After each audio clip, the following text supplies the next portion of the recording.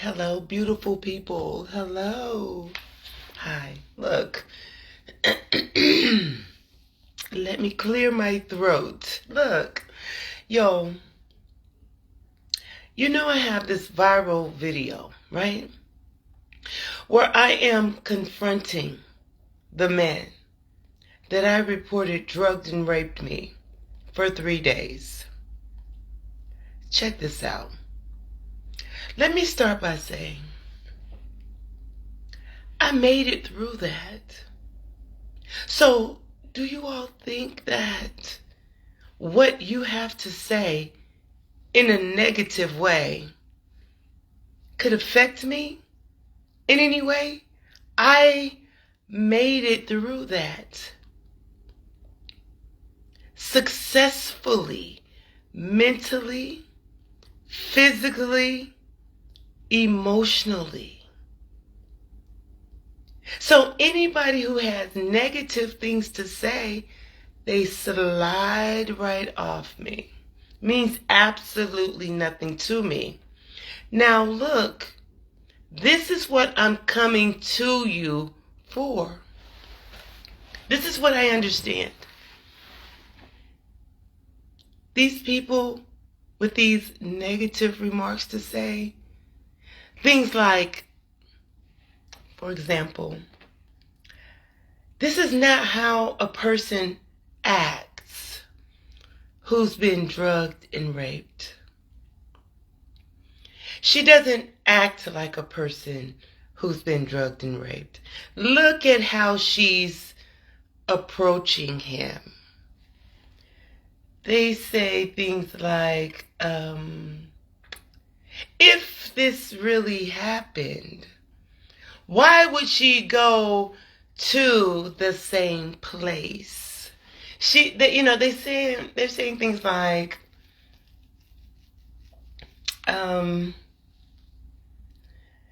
look at her attacking or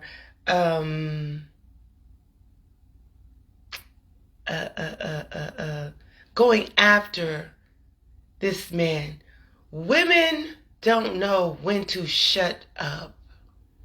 This is what I understand. See, y'all might mean this to be mean, evil, hurtful.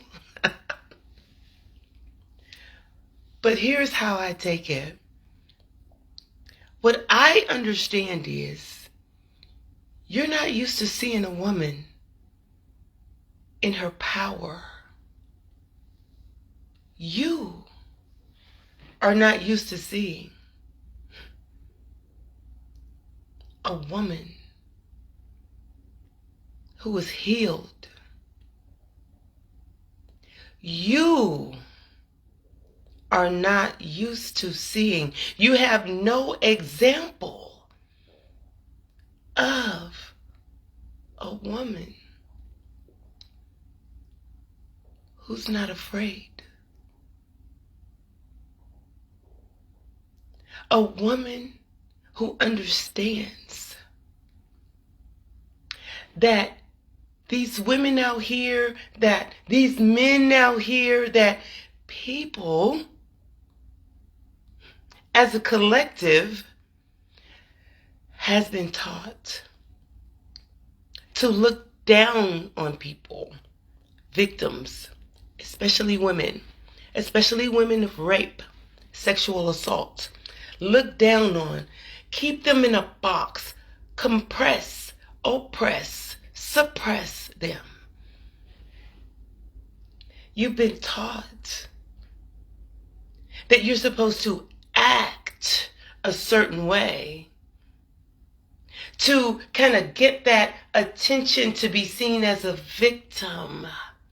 You've been taught that women are supposed to be soft, meek. I hope you all can hear me well. Soft, meek, soft-spoken. Then you all don't really understand feminine energy coming from a creator, a natural creator. So when I look at these comments of people trying their best to talk about me, make me feel down, what I understand is you have not seen a woman in her power. And I ask myself, who are your mothers? Who are your grandmothers? Who are your aunts? Who are the people that you look toward for your example of who we are? Who we are. Not what they taught us we are supposed to be. But when you reach down inside you, when you reach down inside you, you know what? Before you even reach inside you, when you look into the people before you, your mother, your grandmother, your aunts, what are they showing you? It's the only thing that you've had. It's the only thing that you've had is someone who bowed down to these adversities. Hard times are going to come. Hard times.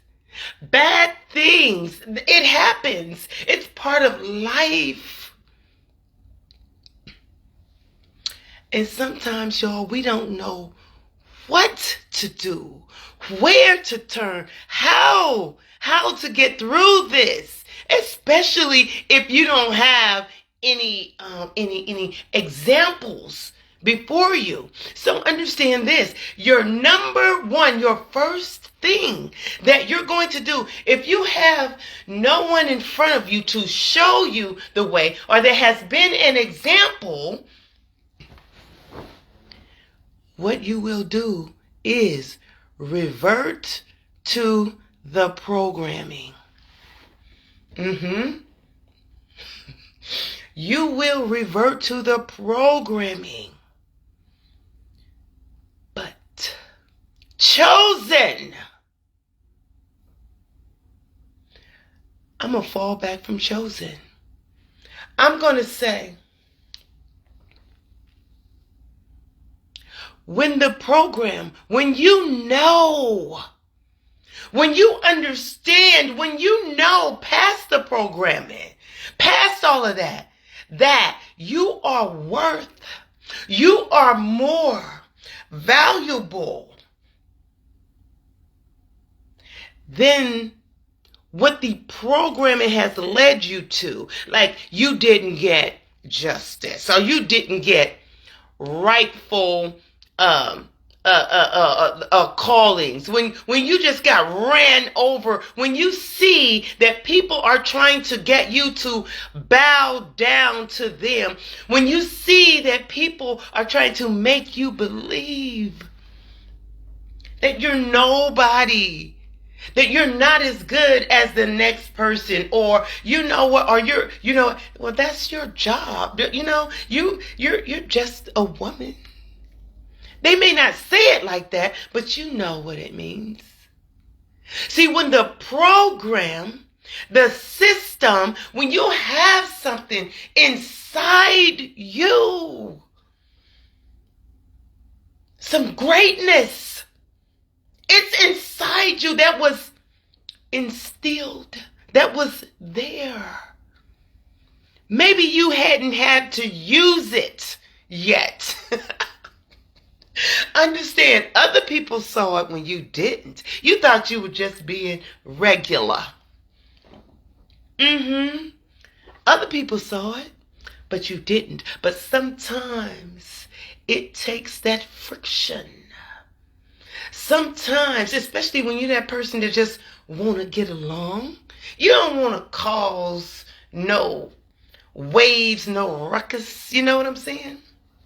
And then something comes, and what happens is it makes you have to show up. Remember, a lot of times you don't have a compass,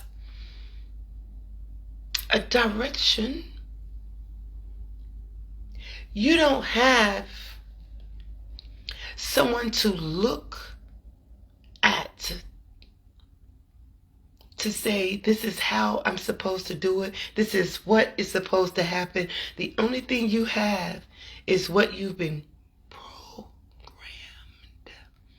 programmed to do. And then you do that program.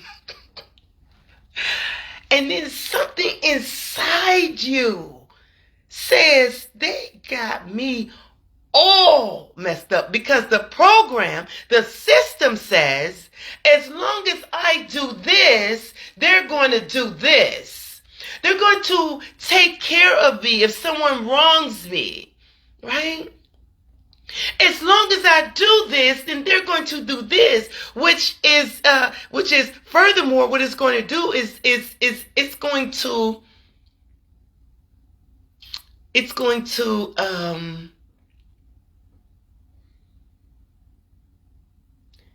treat you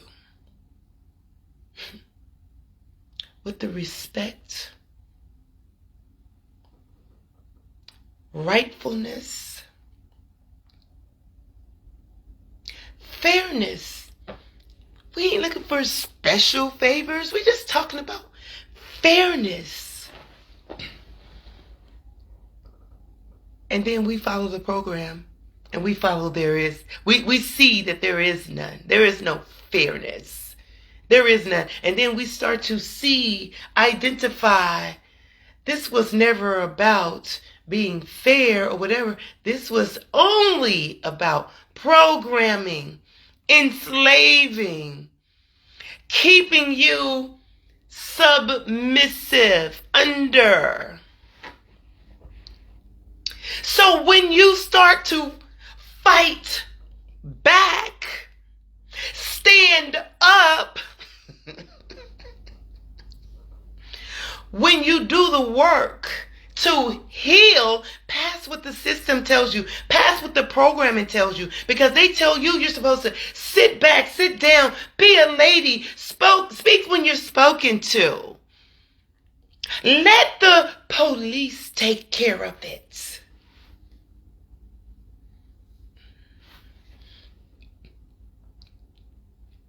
But when you stand and you take your power back,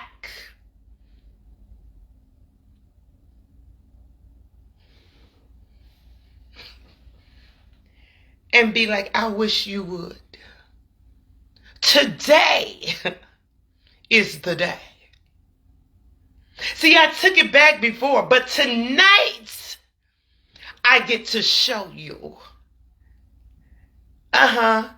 Yeah. FAFO. Tonight. Today. So then we have, sadly, a lot of women, they're not used to seeing a healed woman. Because, see, they have lots of examples of victim. They're walking in victimhood. They're living in victimhood. It comes with bowed heads, tears. Not saying tears means you're a victim. I'm not saying that. But I'm saying that the example of being a victim is there before them. Let me tell you, when you see those women, when you see them on wherever you see them, and they're still crying, hurting about different things that happened to them 20 years ago, 30 years ago, 40 and 50 years ago, and they are pouring out, hurting like it just happened. This is what the TV and news loves to put in front of you. They love to put that in front of you because it's the example of what a victim is. Guess what? Yeah, I see what you're saying. But where's the example of what a victor is? Where's the example of a person who, yes, went through that, and yes, felt defeated? Maybe. But felt troubled. Felt they didn't know how they were going to get out of this. They felt all the things of a victim, but they kept pressing forward. Pressing forward to heal themselves of PTSD, from the PTSD, to heal themselves from the monetary loss that was lost, their business that was lost, their house they almost burned to the ground. The fact that they were not able to show up to even be that mother for the children that had to suffer while they were attempting to heal. So these people are not used to seeing, men and women alike, are not used to seeing the woman that said, oh, here we go, I'm ready. There you go. There that nigga is. Ooh, child. Hey. I know you ain't following me. Did you just follow me out of the... And how about it's on? What about it's on? And I dare you. I triple dog dare you. I double dip, flip, inside out, upside down, with a remote dare you. Make a move. Because the tables have turned. And what you see right here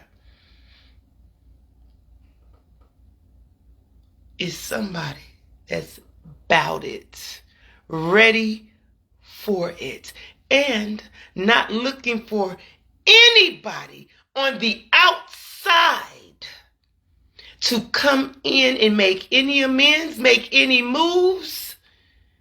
It's me and you where it first started. Now what? Because I'm not drugged now. I'm not under the influence now. Let's get it. See, people see this and they go, this is a mad black woman. I keep telling y'all, for one, I'm not black. Though I am full woman. But now, when I got a chance to stand in front of that person, John Easley, Sr., not looking for anybody. Some people say, oh, what about the police? Why didn't she get the police? Let me say this again. The police reports had already been made, okay? So that was done. Let's get that straight. The police reports had already been made. All right? Y'all get that? You understand that? Okay. Now, when it came to those other police men out there, remember, it's me and you. See, you was all big and bad when you drugged me. Took advantage. You was all big and bad. You was the man. But now it's me and you.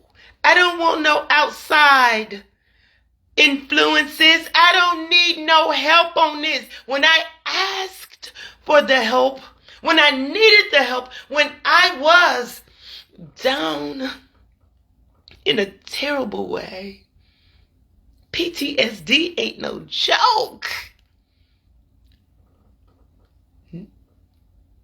When I was in that state, help wasn't there for me.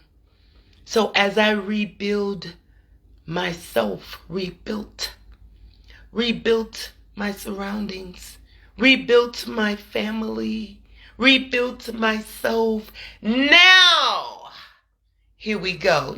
Whoa! Is that you? No, you didn't just follow me out of the club. I don't want the police. I don't need y'all. You know, that scene where we were in the parking lot and he was running.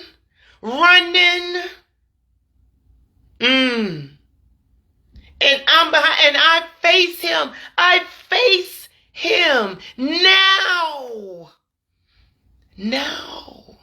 See, y'all don't understand. Divine feminine energy got something for you. What side of the fence do you want to be on? Ladies, women, divine. This programming has taught you that you are beneath others. That you were put here to be a doormat. Different religions have taught you this. Hey, do what you do. Believe what you believe. However it works for you. If you like it, I love it. But for those others who knows there's something inside you and it's roaring to come out, when you're faced with these difficulties, with these challenges, just understand, when that warrior in you stands up and asks for no permission, makes no excuses, there are going to be people that say, I don't know. You know, that's not how a victim looks.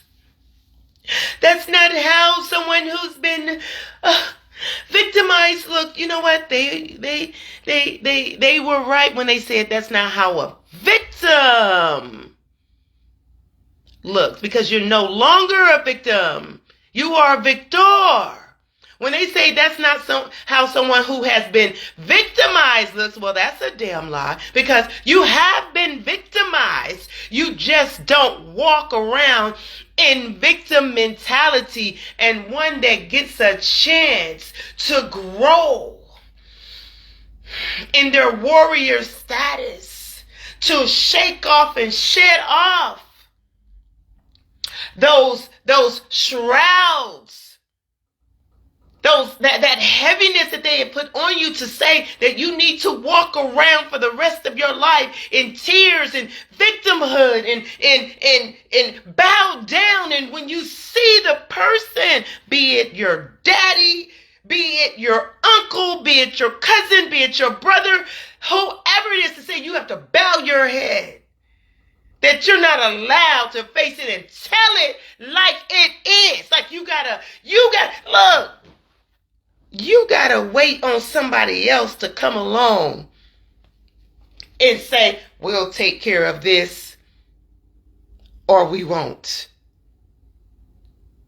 And you don't get to do anything about it. You don't get to confront it. The family meetings together. Yo, I'm just coming to say for the last time right here, the last time tonight. Understand, this is not the last time forever, the last time tonight. These people, think about it. They're not used to seeing victors. They're not used to seeing healed women. They're not used to seeing someone and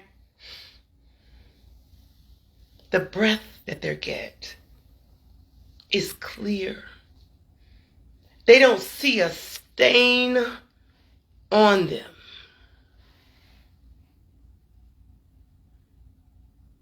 All they see is beauty and strength.